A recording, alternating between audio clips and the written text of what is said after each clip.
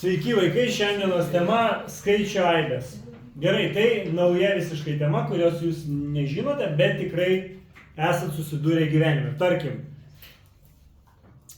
skaičių aibė, tai yra elementai, toje aibėje turi būti kažkuom tarpusavį panašus arba susiję. Nu, tarkim, jūs turite savo šeimos aibę, kaip pavyzdys. Tarkim, jūsų šeimos nariai yra jūsų šeimos aibė. Suprantam? Tarkim, visi jūsų broliai, sesės, mama, tėtis, seneliai, visi yra jūsų šeimos aibė. Visi nariai yra šeimos aibė. Gerai, su skaičiais tai galbūt kitaip atrodys, bet viskas bus aišku. Gerai, tarkim, paimam pagal pačią temą, šešetuką. Mes žinome visus šešeto daliklius. Tarkim, mes žinom, kad šešetas dalinasi iš 1, dalinasi iš 2, dalinasi iš 3 ir iš 6. Taip, tai yra visi dalikliai. Tai aš galiu tuos visus skaičius apjungti į vieną aibę ir pasakyti, kad tai yra šešeto daliklių aibė. Tai yra, jie turi kažkokį bendrą dalyką, visi šitie skaičiukai. Jeigu aš šešeto neturėčiau, sakyčiau, va tiesiog, ką jie turi bendro šitie skaičiai, būtų sudėtinga tikriausiai, sugalvoti, ką jie bendro turi. Bet jeigu jau mes pradėjome nuo šešto, tai mes suprantame ir žinome, kad jau mes iš pat pradžių pasakėm, kad tai bus visi dalikliai šešeto.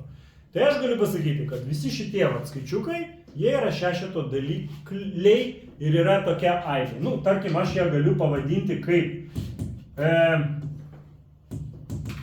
aibė, kuri vadinasi D ir žymisi va taip. Aibės dažniausiai žymisi didžiosiom raidėjom, tai šiuo atveju aš parašiau D, galėjo būti ten C, V, nesvarbu, absoliučiai nesvarbu.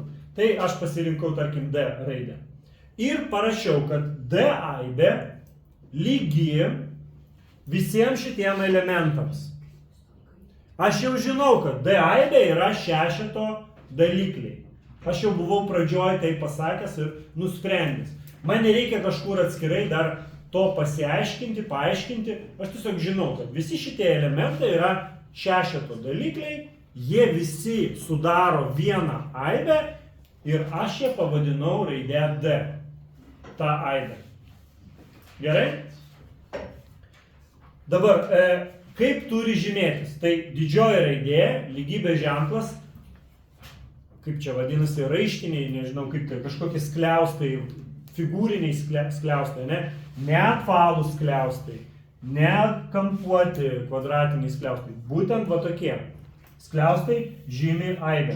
Gerai, ir visi viduje esantys skaičiukai, jie yra elementai tos aibės ir jie atsiskiria kabliatiškai. Kodėl kabliatiškai, o ne kabliuku? Todėl, kad gali skaičiai būti ir su kabliuku, ne? Jeigu aš rašysiu 2,3,3,4, tai jau pasimesiu ir nelabai žinosiu, kurie skaičiai yra, kurie yra trupmenos dešimtainis, ne? Tai aš dabar pasakiau 2,3 ir 3,4, bet turėčiau tada va čia kabliatiškai padėti, kad būtų aišku, kad skiriasi tie skaičiai vienas nuo kito. Ar aišku, kodėl ne kablelis, o kabliatiškis? Aiškiau. Nes taip, gali būti elementai ir ne sveikieji skaičiai, bet ir gali būti dešimtainiai skaičiai. Gerai, tai ką aš dar galiu pasakyti apie šitą aibę? Jinai yra baigtinė. Kodėl baigtinė? Todėl, kad joje yra baigtinis skaičių kiekis. Mes daugiau tokių daliklių, kurie dalintų šešetą, negalim surasti. Nėra tokių skaičių, kurie dalins be liekanos. Yra tik tai 4 skaičiukai. Tai visi 4 yra mano baigtinės aibės elementai. Dabar, kas būtų, jeigu aš norėčiau šešetą ne daliklius surasti, o tarkim kartotinius? Kokie yra kartotiniai šešeto? Tai yra 6, tai yra 12, tai yra 18, tai yra 24 ir taip be galo. Tai jeigu aš bandyčiau sukurti šešeto kartotinių aibę, jinai būtų begalinė. Jinai niekada nepasibaigtų, nes visi elementai kartotiniai, jie kartojasi be galo, nėra pabaigos. Kiek aš didinsiu, tiek jie ir didins. Ir bus toliau. Tai gerai, parašysiu tokią kitokią aibę, kuri vadinasi K raidė. Ir parašysiu visus jos elementus. Ar aš galiu visus jos elementus užrašyti, kaip jums atrodo? Tikrai negaliu. Reiškia, aš turiu kažkaip pažymėti, kad jinai nesibaigia. Šiuo atveju aš uždėjau tritaškį, ne? Ir suprantu, kad tai yra šešeto kartotiniai. Todėl aš žinau, kas bus toliau. Žinau, kad toliau bus 30, 36 ir taip toliau. Jeigu aš nežinočiau, kad tai yra kartotiniai, tada man reikėtų kažkaip užrašyti kitaip. Kitaip aš galiu tai užrašyti formulę. Aš galiu parašyti, kad 6 kart n yra mano kartotiniai, o atskiriu tokią tiesią liniją ir po tos linijos paaiškinimą parašau kažko, ko nežinau. Tai parašau, kad n yra natūralieji skaičiai. Taip. Ir uždarau savo aibę. Jeigu suprantu, kad n yra natūraliai skaičiai, tai įrašęs visus n į šitą formulę, aš gausiu visus šešeto kartotinius. Ar sutinkat? Jeigu dauginu iš 1 bus 6, iš 2 12, iš 3 18 ir taip toliau. Kiek be paimčiau kokio natūralaus skaičiaus čia be įrašyčiau, vis tiek gausiu kartotinį. Taigi galiu užrašyti šitą formulę, šitą aibę kitokiu būdu, tik turiu savo paaiškinti, kas ten yra prirašyta, kas tas n, iš kuris atsirado, kokią reikšmę jisai turi. Tai gerai, baigtinė. Gerai, dar yra toks dalykas kaip tuščioji aibė. Ką reiškia tuščioji aibė? Jinai žymisi taip, tarkim, aš turiu aibę, kuri yra tuščioji. Aš galiu ją pažymėti va taip. Tai yra, joje nėra jokių elementų. Kaip taip gali būti? Pasižiūrim. Jeigu aš turiu štai tokį uždavinį ir jūsų prašau, parašykite visų atsakymų šitos lygties, visų atsakymų aibę parašykite. Užrašykite šitos lygties visų įmanomų atsakymų aibę. Tai mes matome, kad čia atsakymų čia nebus, nėra atsakymų, nėra x-o, neegzistuoja toksai x-as, kuris patenkintų šitą lygtį. Ar matote? Ar man išspręsta? Šitas 2x lieka, šitas 2x keliauja į kitą pusę su priešingu ženklu, o ketvirtas keliauja į kitą pusę su priešingu ženklu. Čia aš gaunu 0, čia gaunu 4. Matome, kad neegzistuoja toksai x-as, kuris patenkintų lygtį. 0 nelygus ketvirtui, ne? Reiškia, negalimas toks dalykas. Tai kaip man užrašyti aibę iš neegzistuojančių elementų? Manęs klausia, visus elementus, visus atsakymus x-us surašykite kaip aibę. Kaip man tai padaryti? Vienintelis būdas tai padaryti, man reikia parašyti, kad tokia aibė, kuri neturi jokių elementų, yra tuščioji aibė. Todėl mano atsakymas šiuo atveju būtų s lygu tuščia aibė. Ar aišku? Nu taip. Gerai, nepergyvenkit, dar mes kartosim ir ne tik šitais metais ir kitais, nepergyvenkit. Tai mes kol kas tik tai apčiuopiam, tik tai apsivostom šitą temą, gerai? Nesigilinam labai stipriai. Bet turite girdėti, jau suprasti, kad tokie dalykai egzistuoja, turite jau matyti ir išgirsti tą dalyką. Gerai. Kas dar gali būti? Priklausomybė. Mes kažkada rašėme x-ui priklauso, tarkim, kažkoks intervalas. Ar pamenat, mes rašydavom. X-ui priklauso intervalas nuo 3 iki ten 6. Va toks, tarkim, variantas. Ne? Prisimenat rašymą. Tai dabar lygiai taip pat mes galime parašyti, kad, tarkim, skaičius 3, imu šitą aibę ir rašau, skaičius 3 priklauso aibei d. Jeigu aš jūsų, užrašytume kažkokią aibę ir aš sakyčiau, ar ten skaičius 5 priklauso šitai aibei. tai jūs rašot arba priklauso, arba, tarkim, skaičius 5 nepriklauso aibei D. Ar sutinkat? Čia trejetas yra, tai jis priklauso aibei D, o penketo čia nėra, todėl jisai nepriklauso aibei D. Sutinkat? Dabar, koks gali būti dar dalykas? Aš galiu parašyti, kad 6 imu vieną aibę ir kitą aibę, iškart dvi nagrinėjau aibės. Aš galiu parašyti, kad skaičius 6 priklauso ir aibei D, ir aibei K. Sutinkat? Abiem aibėm priklauso vienas skaičius.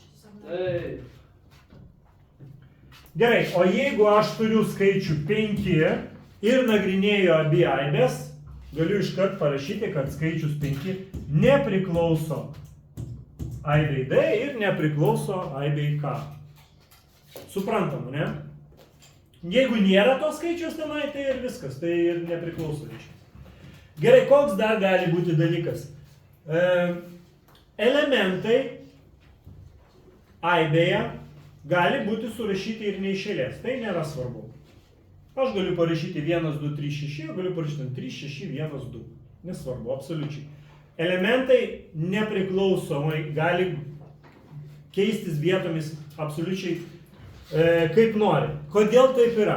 Jeigu jūs pažiūrėsite į ten lentą, jūs pamatysite, mėlynas toks numbers, bet jūs pamatysite kaip tik aibių kaip čia, pavaizdavimą, kaip atrodo aibės. Aibės tai nėra kažkokie skaičiai surašyti iš eilės. Aibė, tai, aš parodyčiau, kaip aš matau aibę.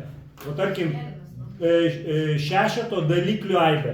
Tai yra kažkokia krūva, tai tiesiog kažkokia erdvė, kurioje yra visi šešeto dalikliai. Va taip atrodo aibė. Šešeto daliklių. Sutinkat? Tai ar yra skirtumo, kur koks skaičius bus parašytas? Nu visiškai nėra skirtumo, kuris parašytas.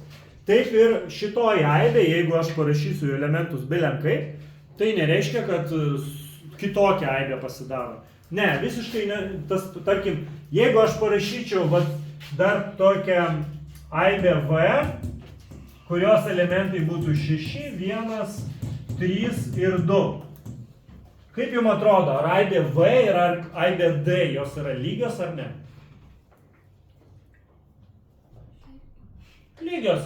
Elementai tie patys, jų tiek pat, tai viskas ok. Reiškia, šitos aibės yra vienodos. Aš galiu drąsiai parašyti, kad aibė D lygi aibei V. Todėl, kad elementai tie patys, 1, 2, 3 ir 6, 1, 2, 3 ir 6, jie visi kartojasi tie patys, tik tai užrašyta kitaip. Tai nereiškia, kad aibės skirtingos, aibės yra vienodos, nes aibė jūs turite suprasti, kad tai yra kažkoks burbulas, kuriame surinkta visa informacija, visi elementai tos aibės. Gerai, tai kol kas gal ir tiek, gal daugiau ten nesigilinsim, tai dabar ar turit klausimų? Taip. Didžiausias skaičius yra tas aibės pradžia? Paskutinis skaičius yra paskutinis. Arba didžiausias arba paskutinis? Ne, žiūrėk, jeigu nėra daugtaškio, ne, reiškia aibė baigtinė. Reiškia, tiek elementų, kiek yra parašyta joje, tiek jų ir yra, jų daugiau nėra. Ok? Jeigu nėra daugtaškio, tai viskas, reiškia aibė baigtinė. Kiek matai elementų, tiek ir yra. Čia 4 elementai, visi 4 yra aibės dalys. Ir jų yra tik 4, daugiau nėra. Gerai, ar aš galiu surašyti kokią nors aibę tiesiog iš lempos? Tarkim, aibė M yra elementai 0, tuščia aibė ir 1. Gali būti tokia aibė? Gali, bet kas gali būti toj aibėj. Svarbu, kad aš kaip čia savo galvoje ar kažkur turėčiau kažkokią ryšį tarp tų skaičių ir viskas. Tarp tų elementų. Šiuo atveju aš nežinau, aš tiesiog parašiau iš galvos, bet ar gali būti tokia aibė? Taip gali būti. Jinai gali susidaryti ir iš kitų elementų, ir netgi iš kitų aibių. Kaip matote ten piešinėlė, viena aibė sudaro kitą aibę. Tai yra vienas rutuliukas kitame rutuliuke. Reiškia, kažkokie elementai sudaro vieną ir kitą aibę vienu metu. Aš galiu pridėti čia dar vieną aibę ir čia parašyti 5. Nu, tarkim, kaip pavyzdys. Tai tarkim, čia yra aibė D, ane?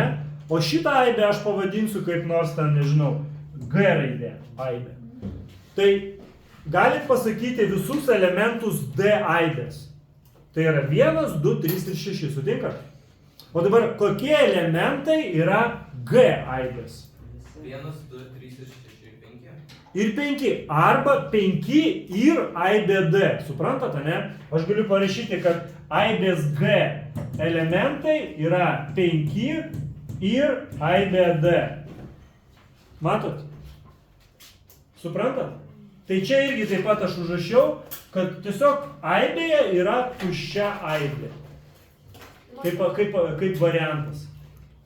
Taip, pastumiu. Taip. Tai baigtinė aibė, tai yra didžiausias skaičius, yra dalikliai to skaičiaus didžiausias. Ne.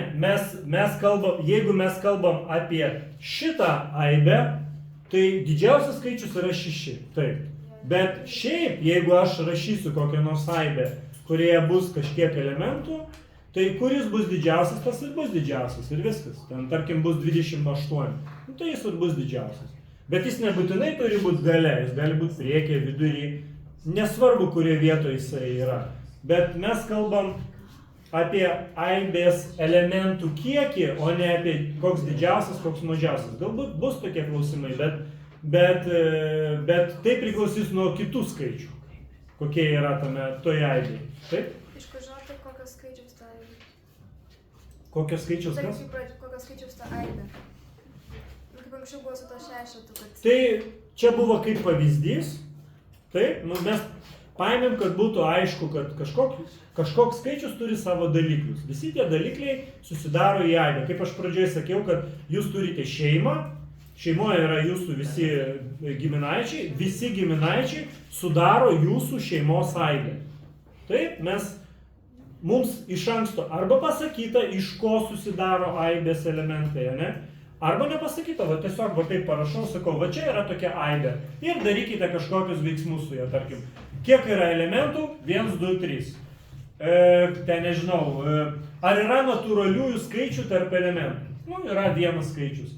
Gerai, ar yra kokių nors, ten nežinau, neneigiamų skaičių? Nu, yra vienas kitas neneigiamas. Taip, mes galime įvairias užduotis duoti, bet pati aibė nebus apspręsta kaip kažko konkrečiai, kažkokio dalyko, kažkokie konkretus skaičiai. Suprantate? Čia buvo tik tai kaip pavyzdys ir čia pavyzdys konkrečiai su dalikliais 6, o šitas pavyzdys tiesiog iš mano galvos ir viskas. Nesurišta visiškai.